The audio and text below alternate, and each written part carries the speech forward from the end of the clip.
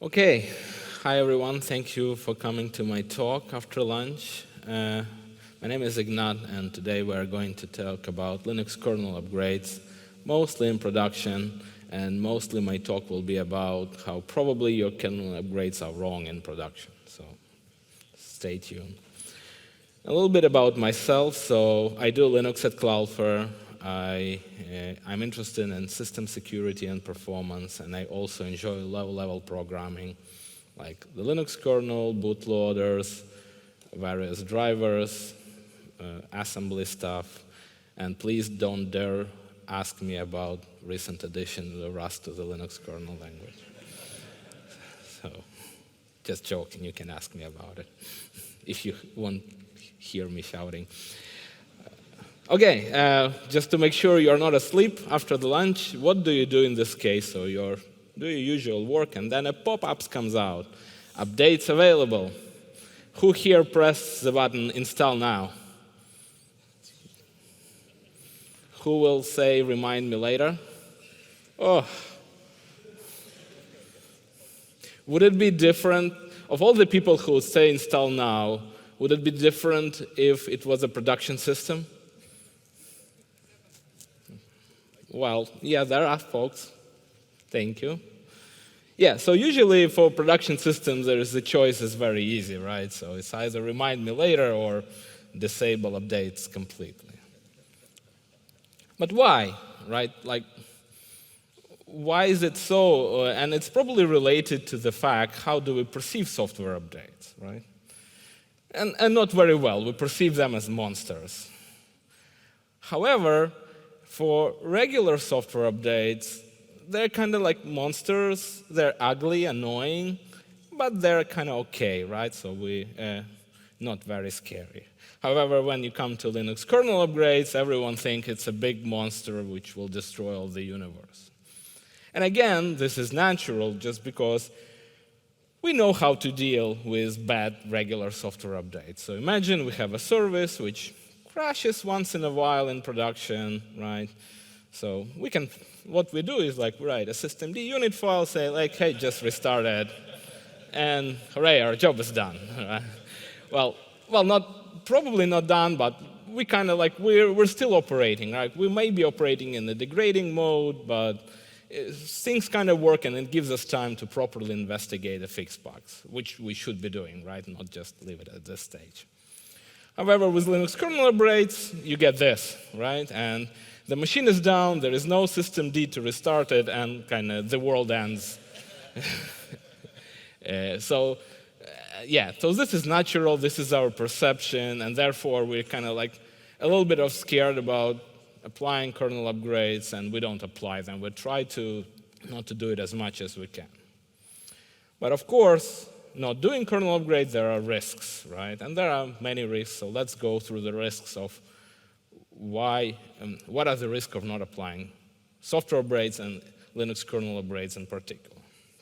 Now, the first one is, well, if you don't apply upgrades, like, people are not evil. They don't release upgrades just for nothing, right? So they try to fix bugs. So your bugs are not getting fixed. And for the Linux kernel, I will talk about Linux kernel releases a bit later, but this is the number of releases on the 5.15 branch, which we currently use in production in Cloudflare. And basically these are just bug fix releases, right? And they happen roughly every week.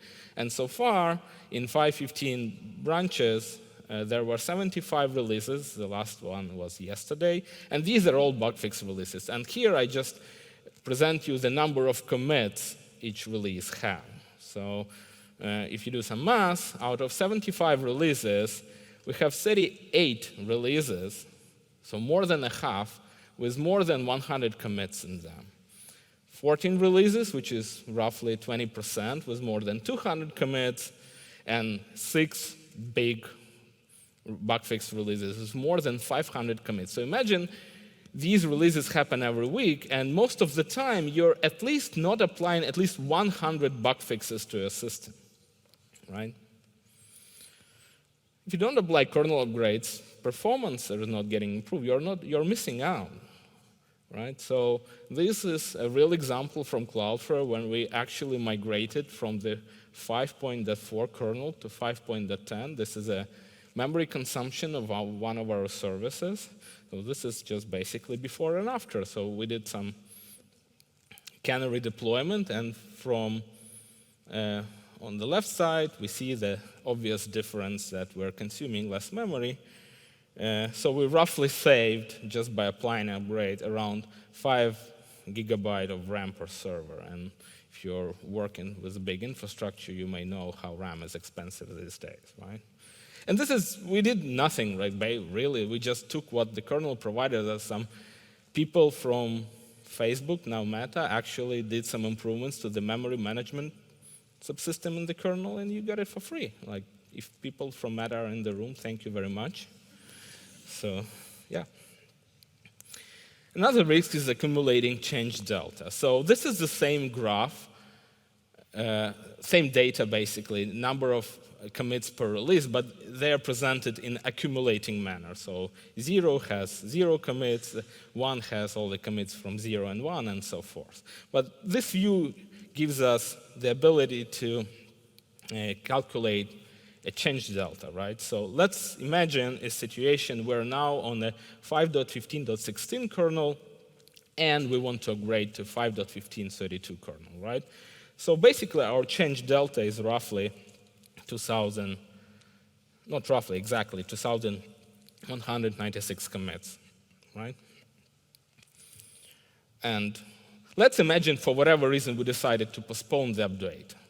And we postponed it roughly, so for the same time we wanted to get the update. So now we're going, because these releases happen roughly every week, so we just delayed for 2x time.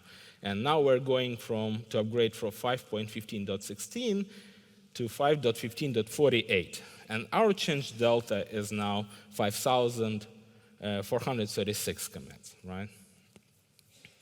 But the important part here, if we calculate the difference, the relative difference, it's roughly like the number of commits we wanted to apply increased by 2.5. And it's natural, like people usually assume the number of commits is proportionate to risk. So the more changes you are applying, the more risk you get of the system breakage, right? And in this particular case, what's interesting to know that even though we only delayed for 2x not to apply the upgrade, our risk now increased almost 2.5 times. So sometimes the risk of not applying the upgrade grows faster than the time you delay the upgrade. So that's why many people recommend keeping like your change delta small. Not applying kernel upgrades, well, your security vulnerabilities are not getting fixed, right? This is another graph. Again, the same 5.15 branch. We only have data for 74 releases, and there is no data for the latest release yet, but still, these are just the number of CVEs being patched in each release.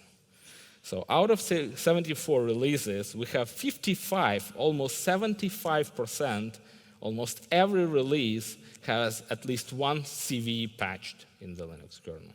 And 10 have more than 5 CVE patched. So imagine if you're missing a single weekly kernel upgrade, you're more likely not patching a CVE here. So you have security risks, and with security risks, there are kind of coming compliance risks, right? So, for example, Cloudflare has many compliance, but one of them is PCI DSS. I'm sure many who work for some companies have some kind of PCI DSS compliance. And the latest version, paragraph 6.3.3, says that critical or high security patches and updates should be applied within 1 month of release. So when the Linux kernel, and basically your clock starts ticking when the upstream community, the Linux kernel, releases the update, right? So the moment it got released, it's a known vulnerability with the release fix. You have to apply it within 1 month. Who here doesn't know what happened to Equifax? So Equifax, it's not related to the Linux kernel, but they didn't properly update their Apache web server. And because people knew it might be vulnerable to some known vulnerabilities, they were just exploited. They have a massive data breach with very severe financial consequences, and many people left as well, et cetera, et cetera. So timely updates is very important. And also you're breaking compliance. This brings us to a not so fun fact. If your uptime is, because these CVEs are released constantly, if your uptime is more than 30 days, your system is likely vulnerable. Remember these old times when, like you go some Unix admin forums where people boasting, oh, my server uptime is 2 years. So it's not fun. It's not thing to be proud of anymore, unfortunately. So because the Linux upgrades are so scary, there are many companies, including Cloudflare before, implemented these anti-partners for Linux kernel releases, which should be aware to us. And these are, again, natural because people try to apply standard practices, SRE practices for managing updates to the Linux kernel, which doesn't really work, right? So the most common one is when you say, I want to upgrade the Linux kernel in production, you'll get a question from either an SRE team or that some companies have these committees who manage the upgrades, saying which things from the changelog are applicable to us, right? Why do we want to upgrade? Well, we go back to this graph we already see. So it's very likely even a single release has more than 100 commits. So are we expected to review each of those commits and make a distinction whether it's applicable to our system or not? Well, we'll be just doing you'll either have to have a great team of just stamping commits 24/7, right? So it's almost impossible for the sheer volume of bug fixes coming into the Linux kernel. Similar question for security vulnerabilities. Is the security vulnerability actually exploitable in our systems, in our workload, in our setup? Well, it might be a proper question, but let's think about who are we asking this question, right? So who is this attacker who might likely to exploit this vulnerability if it is present in our system? So this attacker is highly motivated to break into our system because that's how they earn their income, right? And they spend exclusively almost 24/7 to design and implement a successful exploit if they know your system is vulnerable. So this is the attacker, right? And if this vulnerability is applicable to our system, most likely the attacker will find a way to exploit it, right?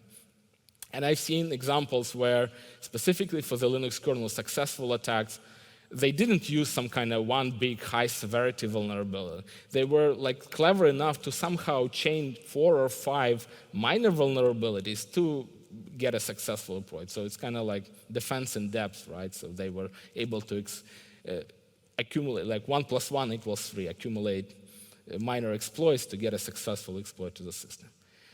But we don't know who this person is, and we can't ask the question to the attacker. We don't know them, right? We ask this question from a security patch reviewer or a SRE engineer or a Linux engineer who are highly motivated to go home on time, right? They need to review several patches a day, not only likely if this is a security team, not only likely for the Linux kernel, and has other competing priorities, doing compliance, writing docs, et cetera, et cetera. So this is the person who we ask the question, right? So the attention span to getting this response of that person would be minutes, if not seconds, right? Yes, no. So the question is right. We are asking it the wrong person. Another common practice implemented, let's just, before the upgrade, put it in canary for 1 month and see what happens, right? To ensure it's stable or something like that. Well, again, we go back to our graph. If it stays 1 month in the canary, that means you're not applying it to production, and not applying to production, you're meaning delaying the upgrade, and your change delta risk grows, right? If it's 1 month in production, you're not patching the CVEs in production, and you're likely running a vulnerable system, and on top of that, again, you're breaking your compliance requirements. So let's think about soaking, what kind of soaking means in the first place. And I thought about it a lot, and I come to the conclusion, like, high soak times probably means we don't know what we're looking for, right? So it's probably some lack of metrics observability. It can be that we just don't know what is our workload. When I go to various engineering teams, like they say, like, yeah, I want the kernel to be fast and stable, right? But in reality, like, the requirements from a database team is different from requirements from people who do like some networking-facing products. And probably lack of sufficient pre-production kernel testing. Kernel actually supports unit tests, integration tests, performance tests, and they're very hard to enable, but once you get there, it's kind of like really possible to, and you try to adapt them to a concrete workload, it's really possible to actually see if the subsystems you're interested in actually performing as good as they should. Well, and finally, like, yeah, kernel is just too critical, right? It's like the most privileged piece of software you can run in production. So let's just have a different approval process. So like if regular software requires 1 approval, we'll have 3, right? And again, we go back to this perception of kernel being that monster which destroys the universe. But what if I told you that kernel deploys are inherently safer than any other software? I'm going to show it.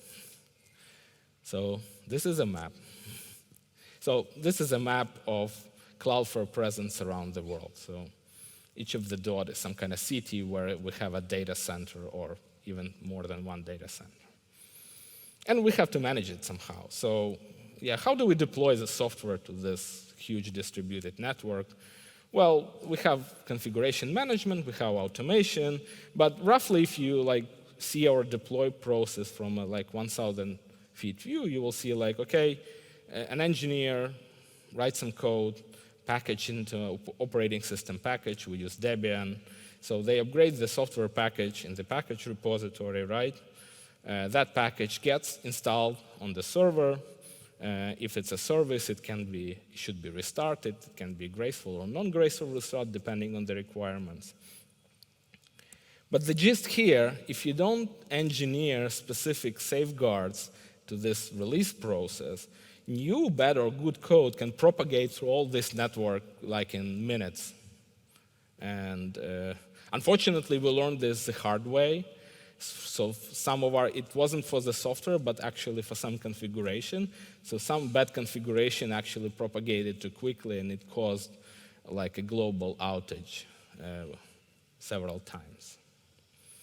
If you compare it to Linux kernel, the biggest interesting point here that to upgrade a Linux kernel, you need to reboot a machine, right? And the reboot process is quite complicated, although it's automated in our case. So you have to drain traffic from the server, then put it out of production, silence alerts, etc. Do the actual reboot. Server reboots happen server machines reboot quite slow these days. When it comes up, you need to wait it to be reconfigured by the configuration management.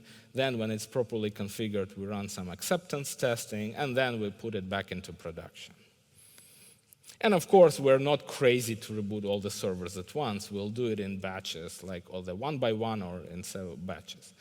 So even if we don't design any safeguards to this process, the kernel rollout is inherently slow-paced and gradual with minimal impact if things go wrong. Because we reboot servers in batches, we see, oh, like a bunch of servers come up in a weird state, or they crashed immediately, so we immediately stop the rollout, and that's it, with minimal impact.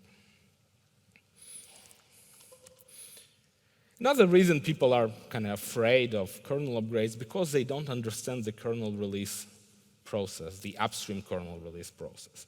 And it's worth noting that not every kernel release is created equal. So in many companies, they treat each release as like a single thing, but they're different, right?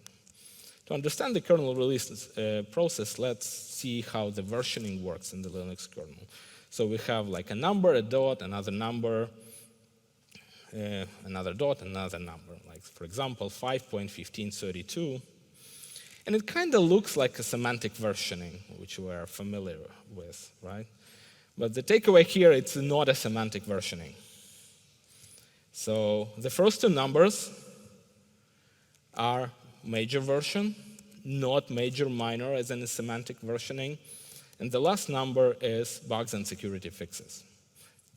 Sometimes there is no established terminology. Sometimes we call them patch releases. Sometimes we call them bug fix releases. Let's call them bug fix releases.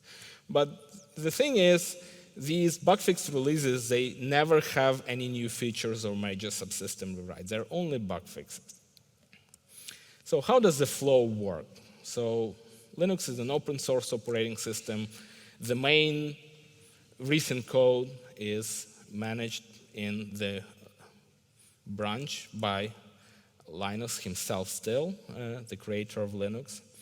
All the features are developed in subsystem branches, and like each branch has a maintainer, and these subsystem branches even may have like several layers, right?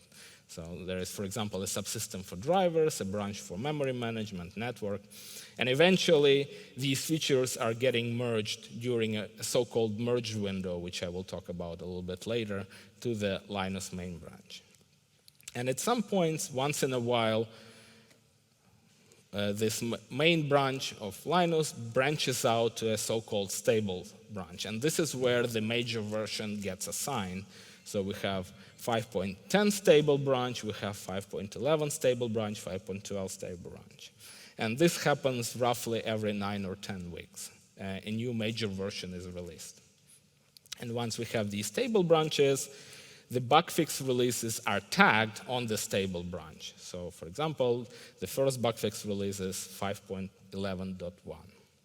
So how are actually bug fixes are getting propagated to bug fix releases? So the established processes, if you find a bug and you know how to fix it, you don't commit it to a bug fix branch or a stable branch. You actually go and commit it and propose it to the relevant subsystem maintainer branch. So bug fixes go there, but they're specially marked commits. And they eventually get propagated during merges to the main branch. But now, the stable branches never, once the stable branch is created, it never merges the mainline branch anymore.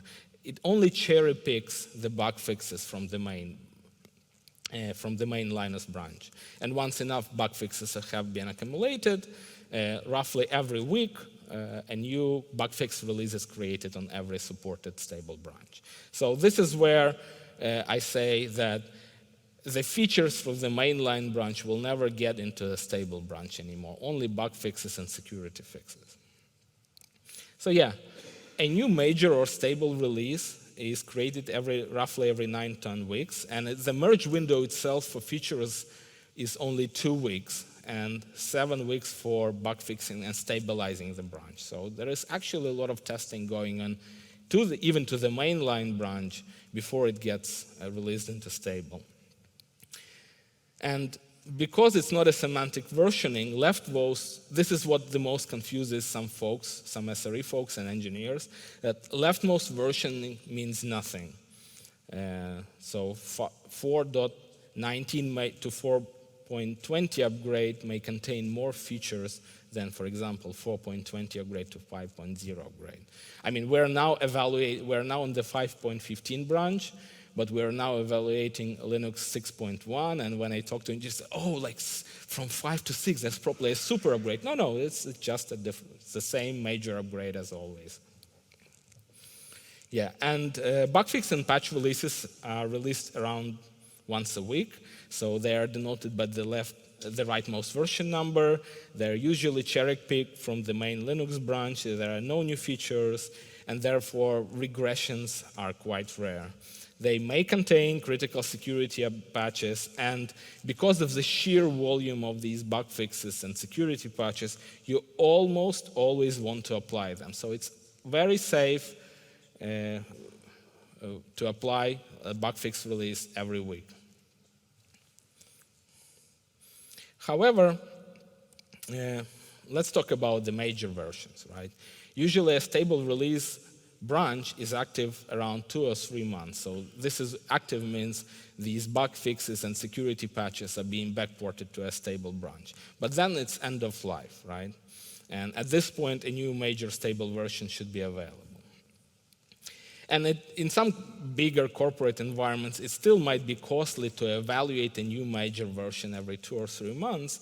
So therefore, there are some releases which are designated as long-term releases. So it's a special stable release where bugs and security fixes are backported for at least 2 years. And it's basically usually the last stable release of the year. So we are now on 5.15 stable branch, which is an LTS release from the last year, and now we're evaluating Linux 6.1, which is the next planned next LTS release. So therefore, it allows us to still have the bug fixes and security vulnerabilities applied, but not to evaluate a new major kernel release version every 2 or 3 months. And basically you can have, by following the LTS kernel release model, you can have more time for more rigid evaluation of the next major long-term release. If you're interested more about kernel release process, go to the official website. There is a sneaky page called Releases, which probably no one reads, but it has a lot of useful information. Okay, so how to do safe and easy production kernel upgrades, right? Here are some takeaways you can take from my talk. Don't create a dedicated deploy process for the Linux kernel. Kernel upgrades are usually less risky than any other software. Who still disagrees? Good, no hands. And yeah, basically a simple stage rollout is usually enough. If you have some kind of a process for your regular software, which is being rolled out in Canary and some stages, do the same for the kernel. And basically because, remember, the kernel upgrades are naturally slow-paced and because they require reboot. If you're in Power, avoid justifying bug fix kernel upgrades. If you are not in Power, talk to your people who are in Power or send them to this presentation. So these bug fixes and security fixes for the Linux kernel should be released with no question asked, because there's usually no major subsystem rewrites, no new features, no nothing. And because of the sheer volume of commits to the Linux kernel, it's the biggest open source project in the world, there is almost always something which is applicable to your system. So just don't waste time to understand if this is applicable to your system. Most likely it is. Yeah, and prefer to minimize canary soak time. So bug fixes are released every week. So therefore, your production release pipeline should somehow accommodate to make it happen on a weekly basis, not on a monthly basis, not on the quarterly basis or whatnot. If it's evaluating a major version with features and potential regressions is too costly for you, stay on the long-term branch. So you get at least 2 years of bug fixes and security patches, and some branches even have 5 or 6 years support, which is probably mostly targeted for IoT devices, but still. But again, even if you stick to long-term branch, start evaluating the next long-term release early, 1 year in advance. Because again, you will get more performance improvements, likely, more features, better resource utilization, and you will be accumulating less change delta, therefore less risk to breaking your production when you actually do the upgrade. Consider implementing or improve pre-production testing for Linux kernel. And for that, this is a big homework. you can't do it yourself. Like we in Cloudflare cannot do it ourselves. We have to continuously talk. There are so many products and services using the Linux kernel, and every product and service is unique and have some different requirements from the kernel. So you have to work with your engineering team to understand exactly what they need from the kernel. So understanding the workload, writing tests which exercises various kernel features according to your workload. And writing tests is a good hygiene, and it's also very helpful to communicating with upstream community. So I've seen, so you will not be able to fix every bug or problem by yourself, and even your team, because the kernel is huge and you can't be expert in everything. But the problem is there is this, perception that kernel maintainers are rude people. They're not actually always rude. Sometimes you just don't present them the problem in the right way. I've seen, for example, if you have a problem with your database workload and you go ask, most likely what they will ask is how they can try to reproduce your problem. And if you say them, oh, you need to install this database, then load it with 4 terabytes of data, then have a Kubernetes cluster querying it, and therefore they will not be able to do that. But if you have a simple test which exercises subsystem and reproduces the problem, a bash script or a small program which they can just compile and run and get the problem, they will most likely help you. I had this as a personal experience when we migrated to 5.15 kernel. There were some upgrades in the KVM subsystem, which broke one of our workloads. And I looked at the code for 2 weeks, and I couldn't understand what to fix there because I'm not a KVM expert. But then I worked with the team, and we were able to find a one-liner reproducer with gvisor, which is an open source tool you can download to reproduce the problem. I posted on the mailing list, and almost 2 hours later, someone, aha, and they fixed it within 1 day, right? And and make metrics-driven decisions. Don't try to build your kernel release process based on soak times. We soak at least 1 week here, 1 month there. Try to design your validation system to be metrics-driven, so you release the kernel, you get the dashboard, you immediately see if it's performing as well as the previous one or not. One thing is consider investing with automation for kernel deploys. To minimize this human risk perception, you will always have this human risk perception. The kernel is this scary beast which can break your system. So even in Cloudflare, when new engineers join the SRE team, they're when the release process was manual, they're very reluctant.